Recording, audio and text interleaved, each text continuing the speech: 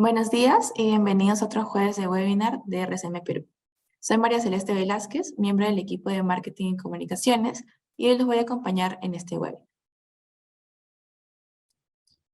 RCM Perú es una organización especializada en brindar servicios de auditoría, impuestos, outsourcing y consultoría de negocios, donde nuestro enfoque principal es en cliente. Contamos con más de 830 oficinas, tenemos más de 50 años de experiencia, estamos en el sexto puesto en el ranking mundial, estamos en más de 120 países y contamos con más de 57,000 trabajadores. Antes de empezar, recuerden que si tienen alguna duda o consulta, pueden escribirnos a legal@rcm.p o escribir sus preguntas en los comentarios. En el webinar de hoy contaremos con la participación de Gracie Cabrera, miembro del equipo de Tax and Legal en RCM Perú, que se encargará de desarrollar el tema obligaciones corporativas relacionadas a los estados financieros. Luego de esa introducción, los dejo con Gracie para que pueda dar inicio a la presentación. Muchas gracias. Gracias, María Celeste. Bueno, bienvenidos a todos al presente webinar. Como primer tema a abordar, tenemos a la obligación de celebrar la Junta Obligatoria Anual de Accionistas. Siguiente, por favor.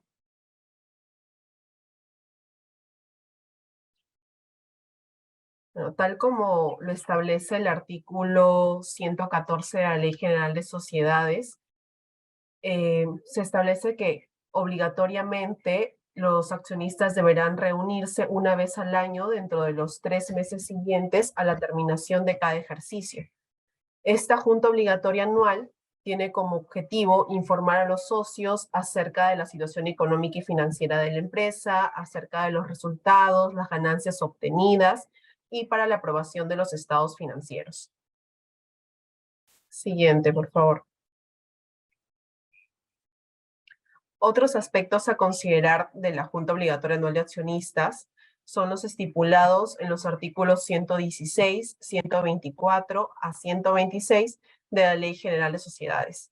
Como agenda, los accionistas pueden pronunciarse sobre la gestión social y resultados económicos, pueden resolver sobre la aplicación o distribución de las utilidades en caso las hubiera, pueden elegir a los miembros del directorio y fijar su retribución, y pueden resolver sobre otros temas conforme al estatuto de cada empresa.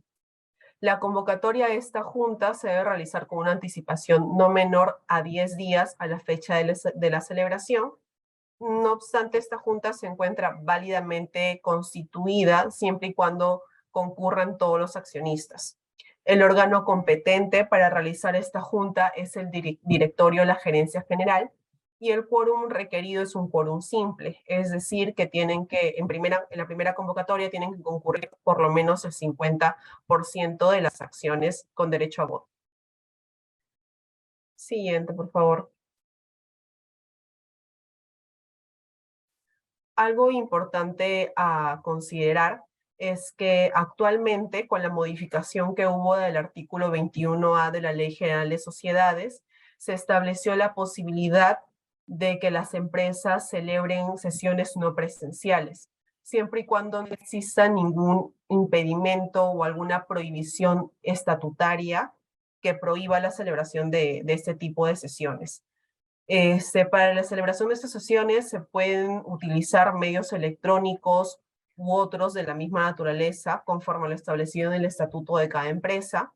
La convocatoria de estas sesiones también se puede realizar con medios electrónicos, siempre y cuando exista una constancia de la recepción de esta convocatoria, y también estas actas que se celebren en las sesiones no presenciales pueden ser firmadas por escrito o digitalmente por los accionistas o por las personas que se encuentran obligadas conforme a la ley.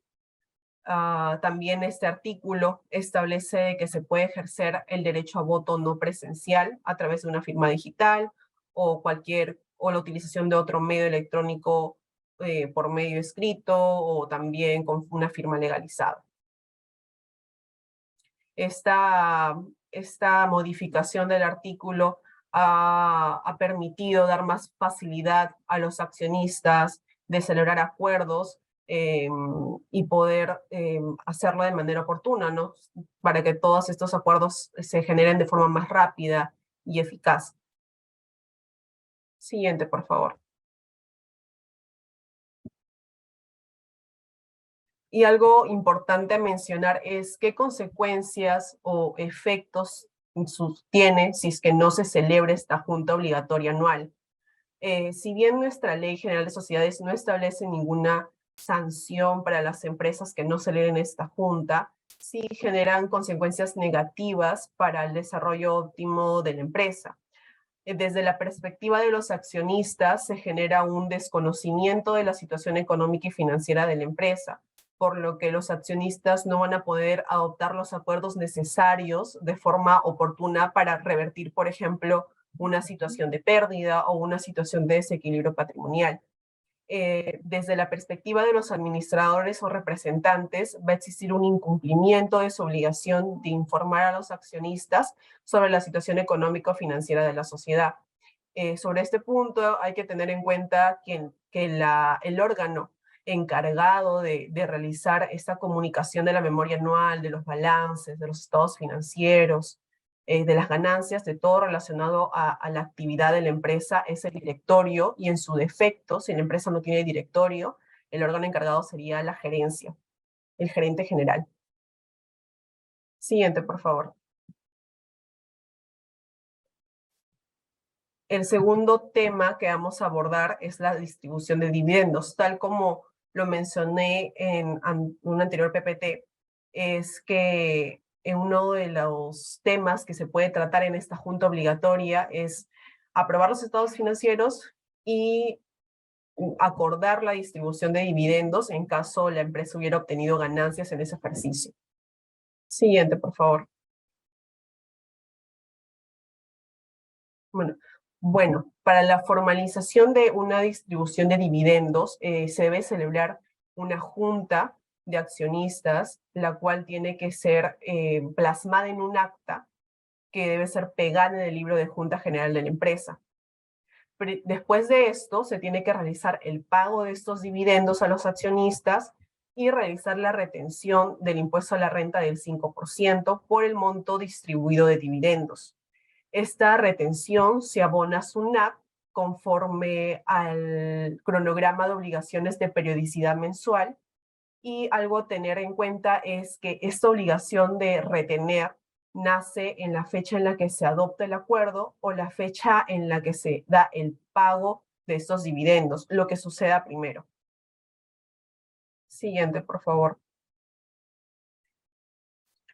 También la Ley General de Sociedades establece en su artículo 230 diversas reglas para la distribución de dividendos.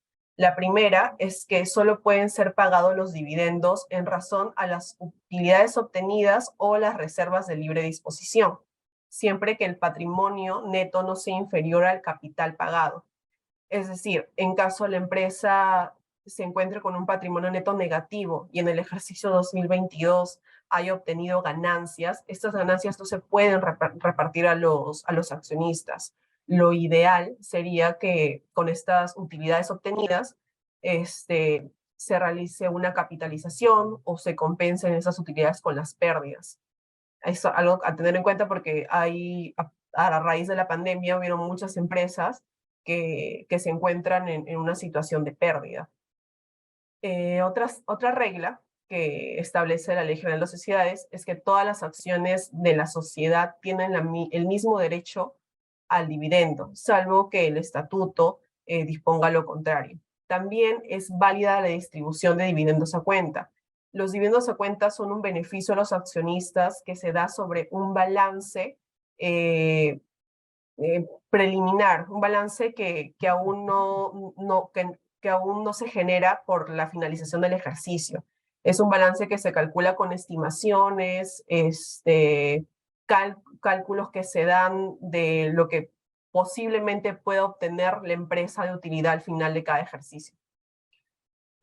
Para esta distribución de dividendos a cuenta debe existir una opinión favorable del directorio o en su defecto de la gerencia general.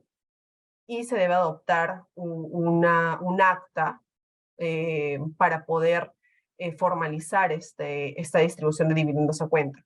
En caso la gerencia general o el directorio no apruebe esta distribución de dividendos a cuenta, la responsabilidad del pago de estos dividendos va a recaer sobre los accionistas que hayan votado a favor de este acuerdo.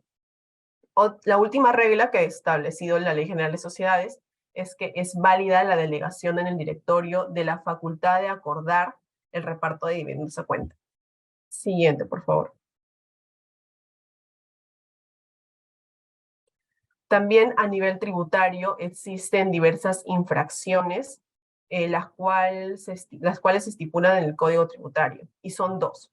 La primera se encuentra estipulada en el artículo 176, numeral 1 del Código Tributario, y se refiere a no presentar la declaración del pago del dividendo y retención del dividendo. Esta declaración se da mediante el PDT 617, y la multa por no presentar esa declaración es de una UIT. La segunda infracción es la estipulada en el artículo 178, numeral 4 del Código Tributario, que establece la infracción de no pagar dentro de los plazos establecidos los tributos retenidos o percibidos. Tal como le mencioné, al momento de que nace la obligación de pagar este dividendo, nace la obligación de hacer la retención del 5%. Y esta retención del 5% se paga SUNAT de acuerdo al cronograma de obligaciones de periodicidad mensual. Por ejemplo, si en mayo se acuerda la distribución de dividendos, se declara y se paga este dividendo a los accionistas, en el cronograma de obligaciones mensuales de mayo que vence en junio, se tiene que realizar el pago respectivo de este 5% a SUNAT. Y la multa por no realizar este pago es 50% del tributo no pagado. Siguiente, por favor.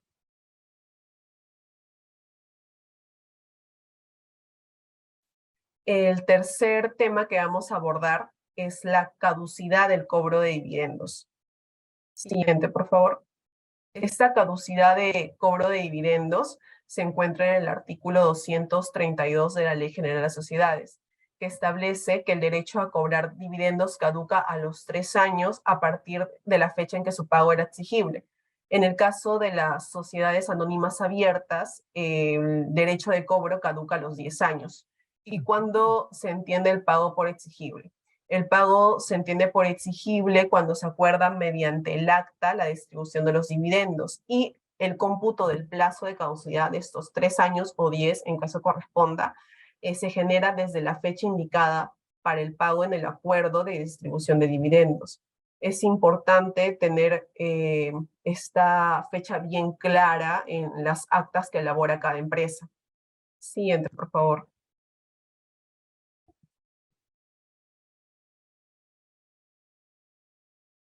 ¿Y cuáles son los efectos de la caducidad de dividendos? Los efectos son que el socio pierde ese derecho a cobrar el dividendo y en caso se realice el pago a pesar de haber caducado este derecho, se generaría como un pago indebido.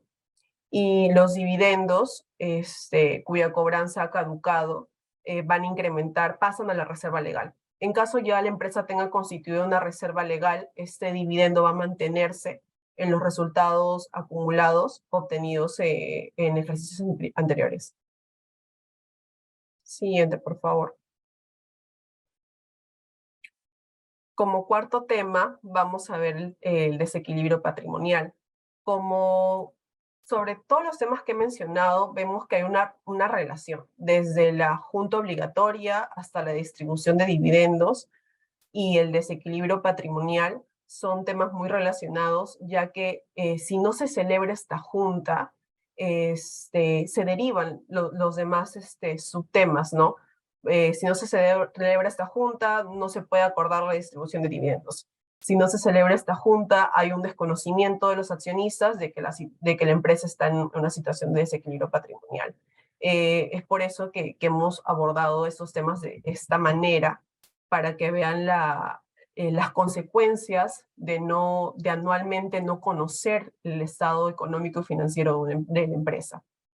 ¿Y qué entendemos por desequilibrio patrimonial? El desequilibrio patrimonial es una situación en que la empresa tiene una serie de deudas o pérdidas que no se pueden resarcir con los ingresos de su actividad o con los activos que tiene la empresa. Esta situación puede llevar a la sociedad a un estado de insolvencia y hasta puede llevar a la sociedad a su extinción. Siguiente, por favor. ¿Y cuáles son las causas por las que se genera este desequilibrio patrimonial? En realidad son muy diversas, ¿no? En general es porque existe déficit patrimonial, hay una falta de liquidez de la empresa a veces genera muchos préstamos a entidades financieras. En el caso de déficit patrimonial, es una situación en que el pasivo de la sociedad supera al activo y la empresa no puede cumplir con sus obligaciones frente a terceros.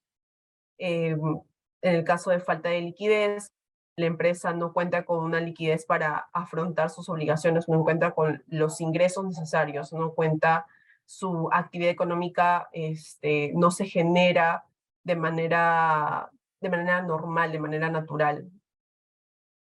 Siguiente, por favor. Y existen también tipos de desequilibrio patrimonial. Estos tipos de desequilibrio patrimonial se encuentran estipulados en los artículos 220, 407 y 176 de la Ley General de Sociedades. El primer tipo de desequilibrio patrimonial es cuando las pérdidas reducen el capital a más del 50%. Esto se refiere a que las pérdidas, el patrimonio neto total de la sociedad es menor al 50% del capital que tiene, el capital pagado que tiene actualmente. En este caso, para que se incurra en este tipo de desequilibrio, debe transcurrir por lo menos un año sin haber sido superada esta pérdida. El segundo tipo de desequilibrio patrimonial es la reducción del patrimonio neto a una cantidad inferior a la tercera parte del capital pagado. Y el tercer tipo es que los activos de la sociedad son insuficientes para satisfacer los pasivos. Siguiente, por favor.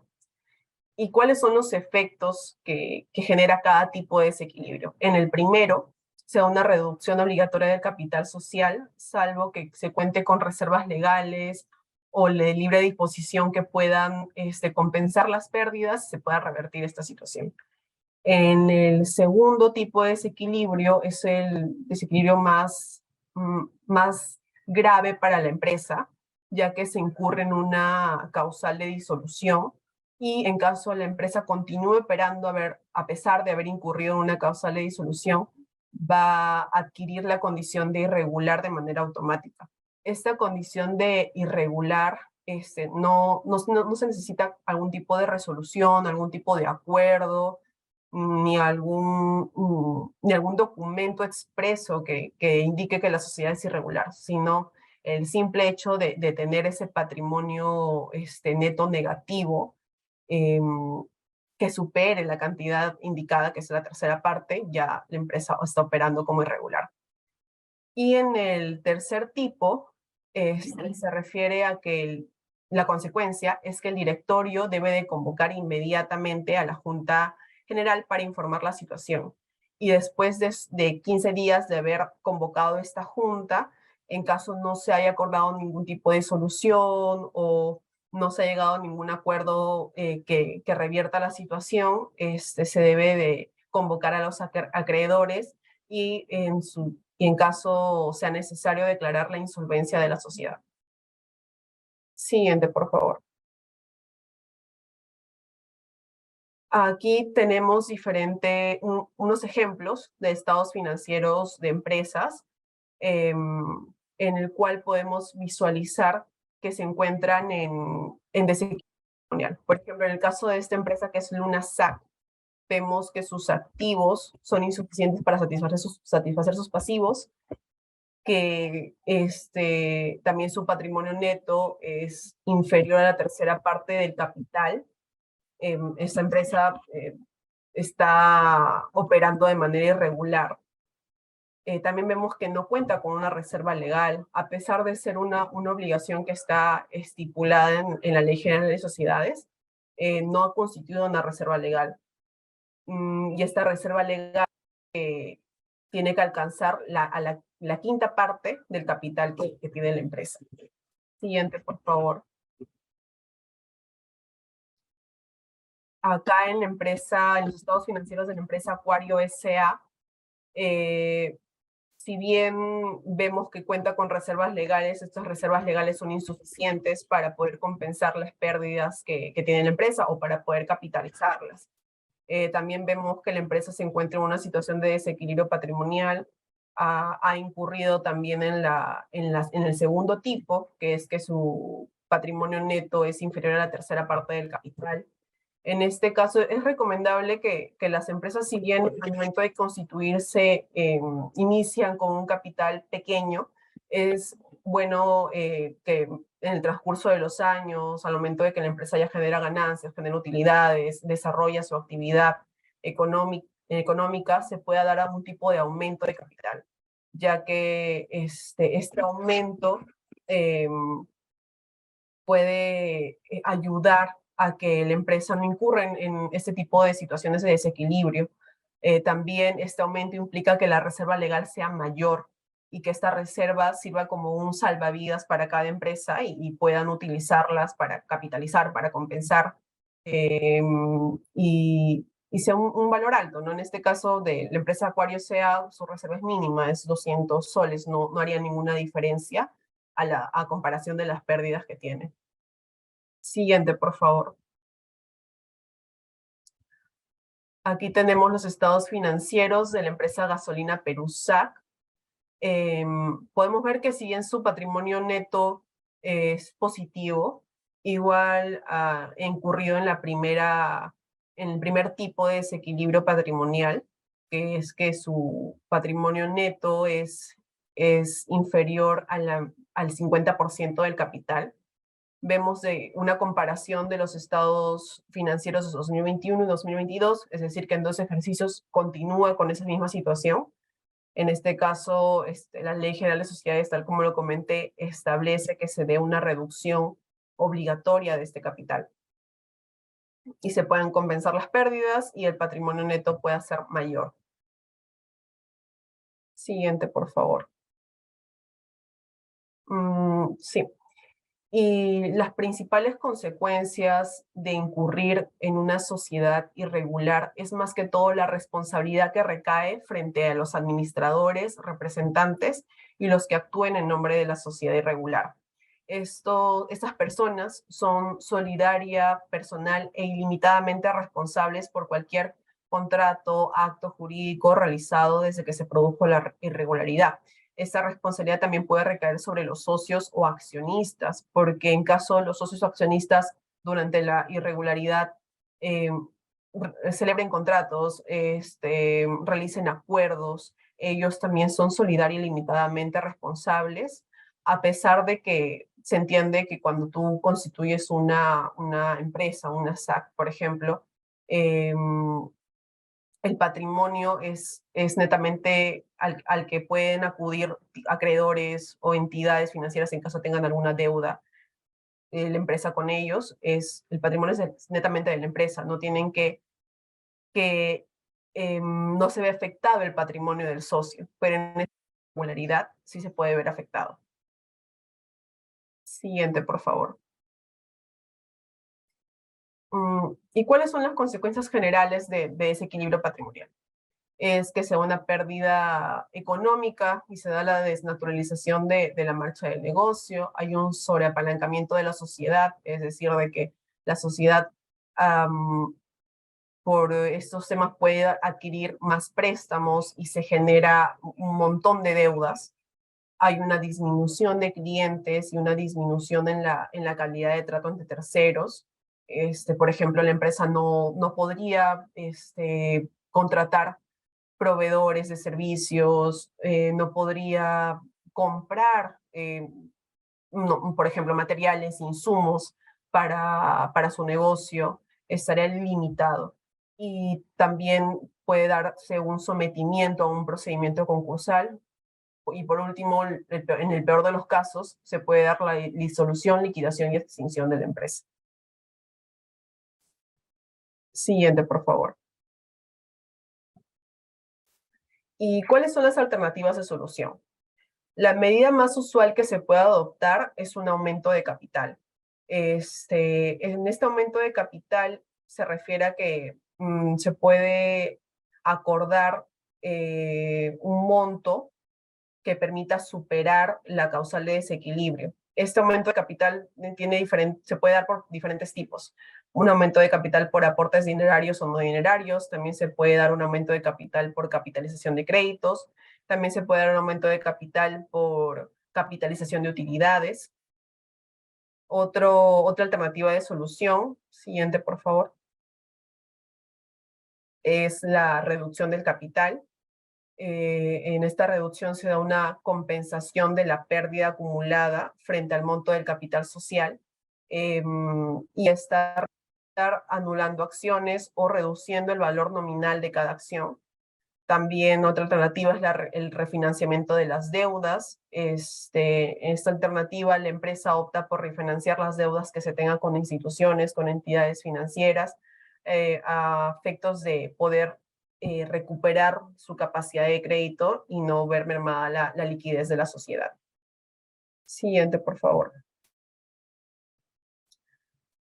Como última solución, tenemos al convenio privado de acreedores. Es una situación en que la empresa opta por celebrar un convenio con sus acreedores previo a que se inicie un procedimiento concursal. En este convenio de acreedores se puede aprobar un programa de refinanciación de pasivos con cada uno de ellos. Este convenio de acreedores también es óptimo, es una alternativa óptima siempre y cuando los acreedores no sean muchos y tengan un perfil similar a la mayoría.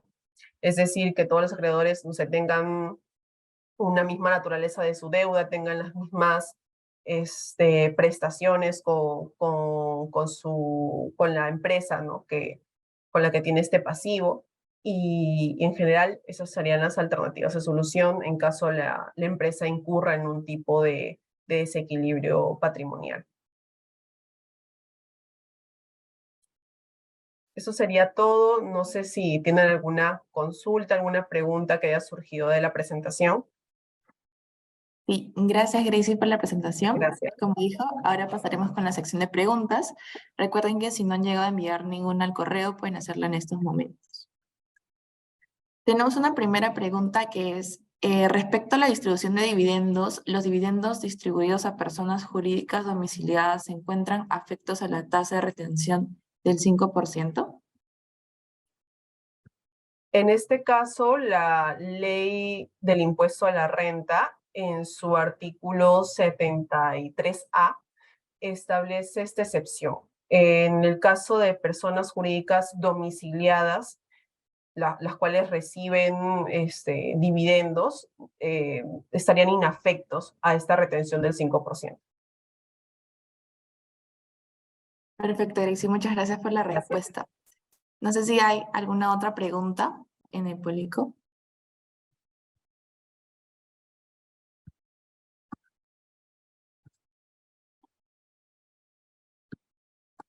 Si no, recuerden que también pueden encontrarnos como RCM Perú en nuestras redes sociales, como Instagram, LinkedIn, Facebook, Twitter y YouTube, donde realizamos publicaciones sobre temas legales, contables, de recursos humanos, noticias y más. Creo que eso sería todo, entonces muchas gracias por conectarse y los esperamos en las siguientes ediciones de nuestro jueves de webinar en RCM Perú.